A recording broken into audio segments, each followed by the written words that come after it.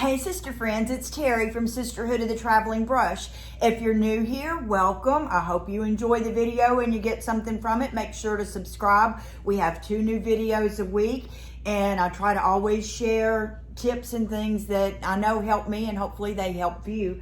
Today we have this vintage vanity. My aunt and uncle found it at a garage sale and gave it to me. And it has some issues with the top.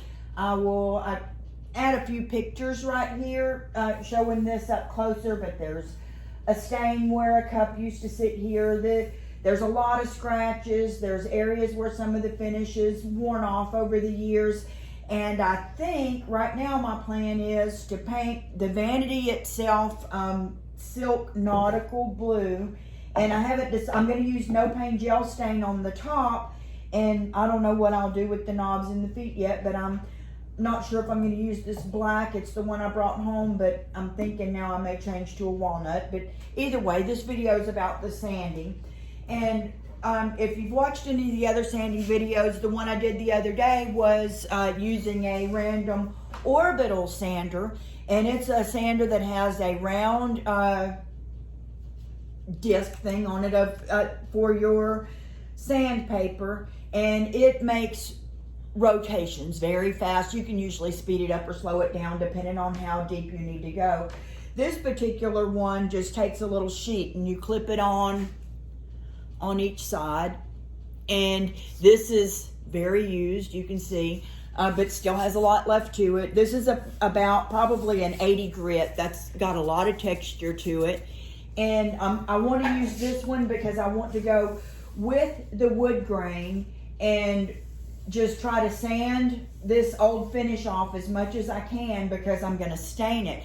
If I was going to paint it, you know, any potential swirls and things like that wouldn't matter as much. But for right now, I'm just going to use this one and try to stay with the wood grain. So here we go. They usually have a little button right here at the top that you push. Let me see if I can bring it in any closer.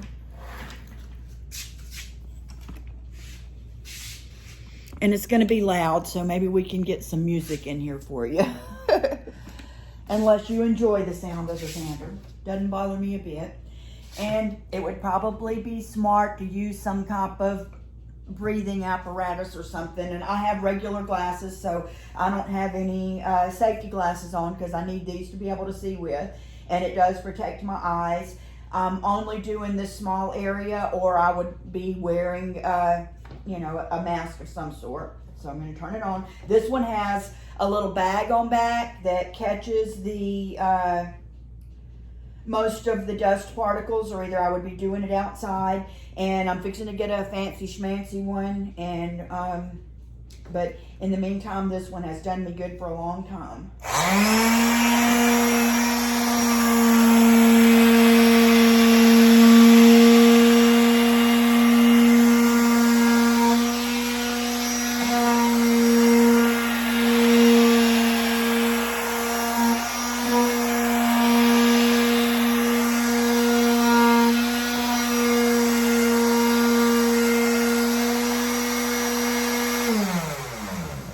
If you had a finer grit on here, say a 200, something like that, even a 150 or a 120, this would make a good scuff sanding apparatus and not have to do it by hand. But one thing that I'm going to mention here, some areas have more finish left on it than others.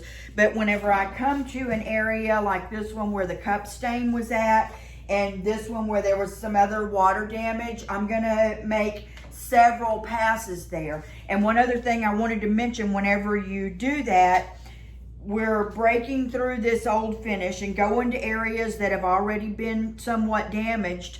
Later on, these can cause tannin bleed through. That's if you use a water-based product on that, very likely this is going to come back through and show through. So if I was going to paint this at this point, I would use Boss or something to block out the tannins, a good primer, and Boss would be the one that I would use. But since we're staining, I'm not going to worry as much about that. So here we go.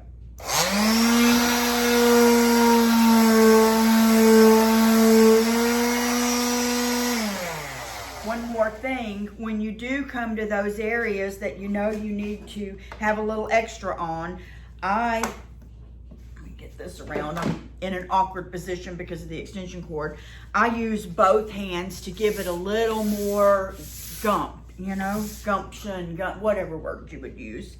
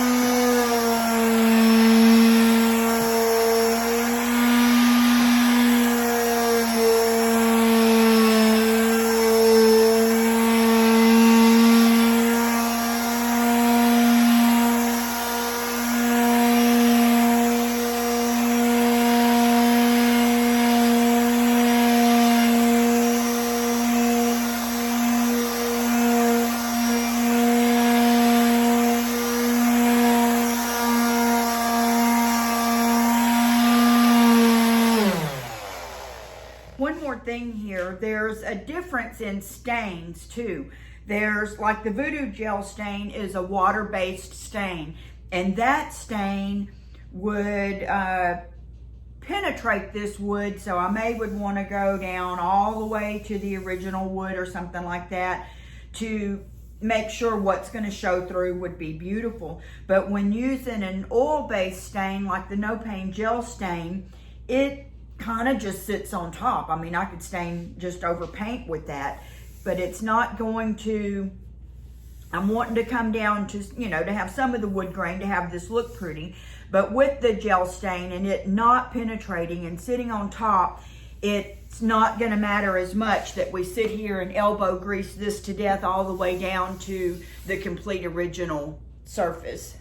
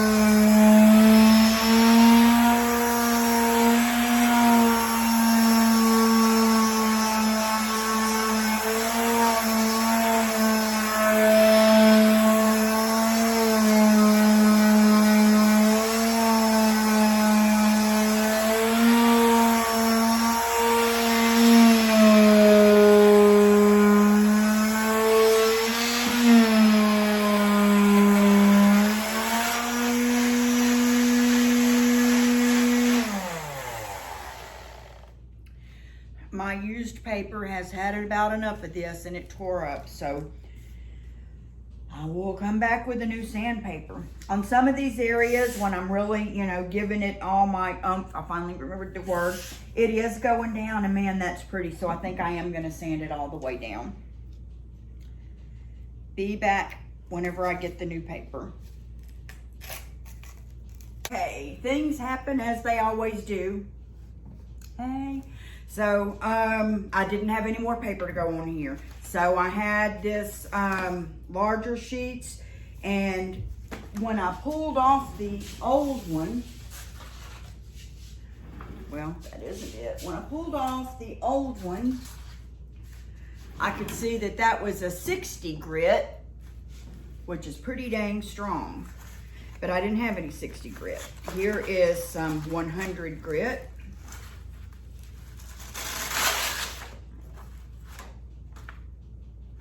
And we're gonna make this work. So, I believe this is gonna be about the right width Perfect. So we're just gonna fold this in half to get ourselves a seam going. Can you see that real good? Just skip past this part if you already know how to do all this.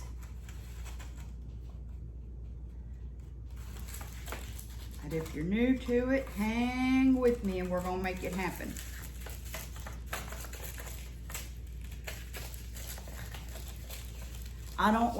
I think if you stop in the middle of doing something and go to the store, it ruins the day. So I'm just gonna cut this in half, long ways.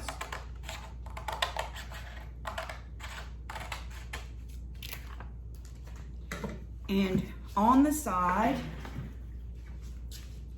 of your sander, at least on mine here, there's these little things.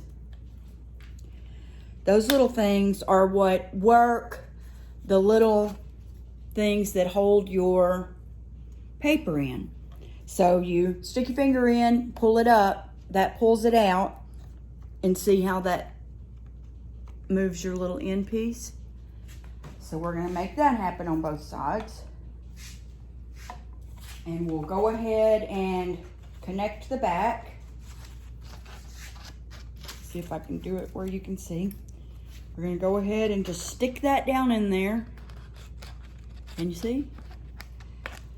Bend it over and pull this back into place, and that's gonna hold it down.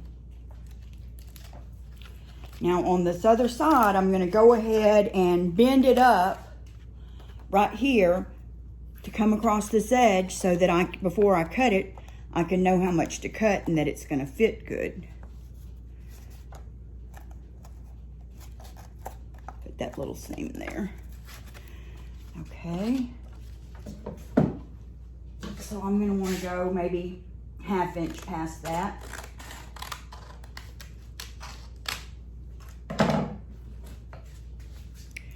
Bring it around. I've got my little doohickey here lifted up. Stick this under.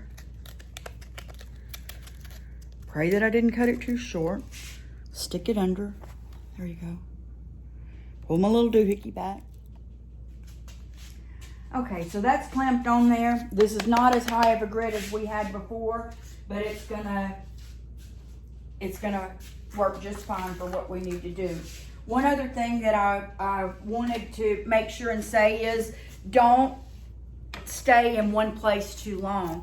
Even when you are like putting your weight on it like I was a while ago, you still got to keep it moving, because if not, I mean, it's going to eat a little indentation in there, and that's what you don't want to happen. So let's get going. Oh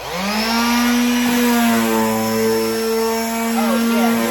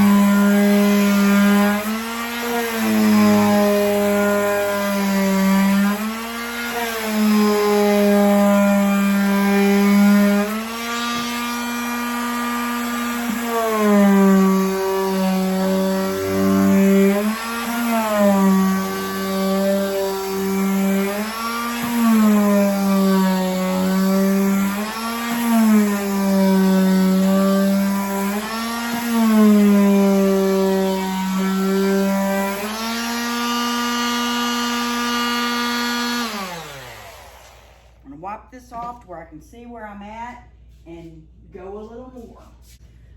Just reuse the paper towels you've had before.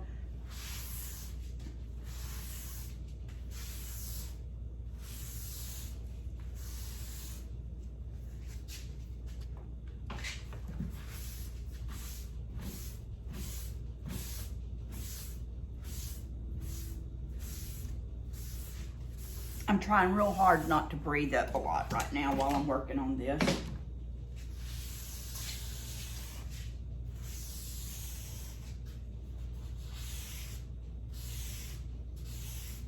And just give it another coat.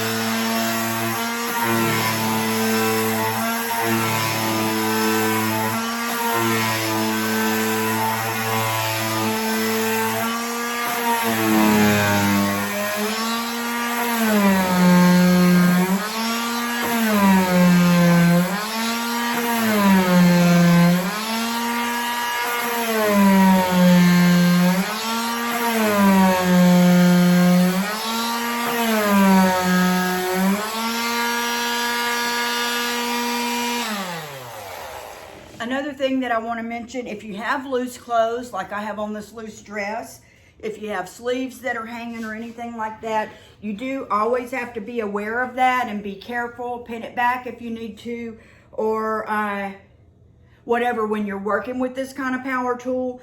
Not in this instance. I've been doing it a long time, and this has the bagger on the end that's keeping it back, but that is something I did want to make sure that you're aware of.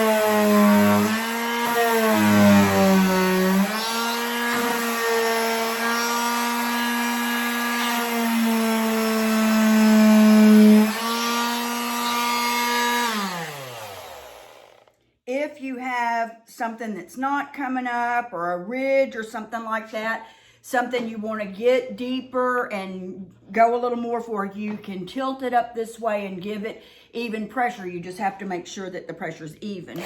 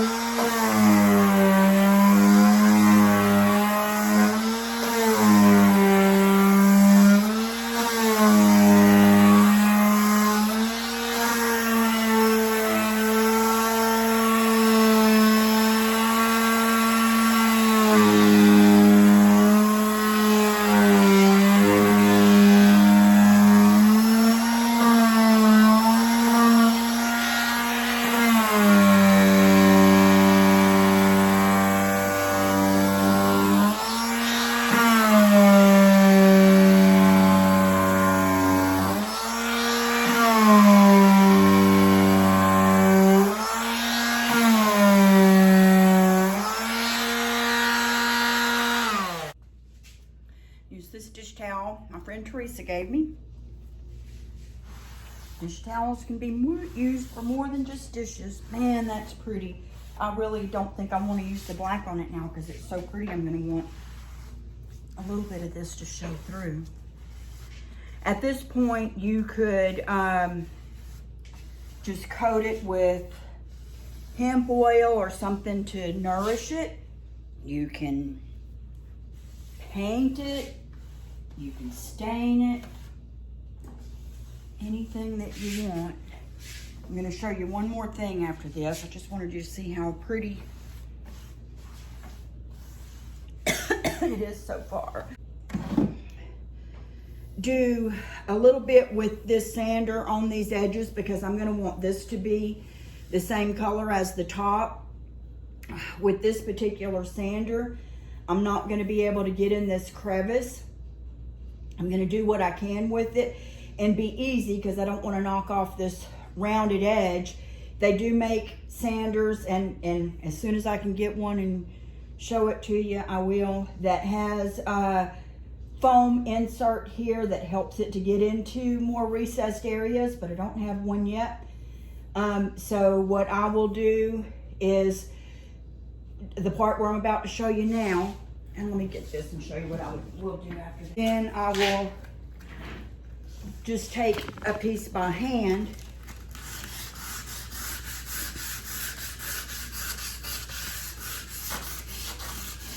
and go up in the centers like that. Hopefully you were able to see that. And then with the sander,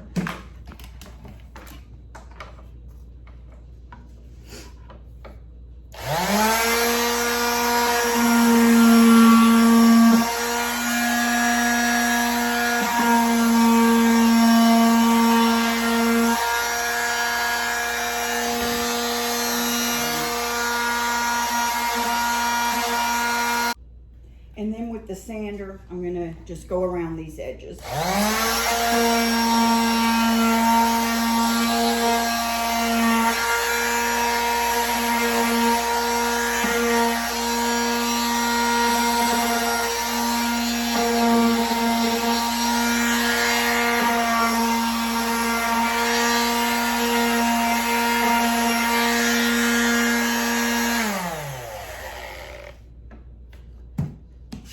And that's it.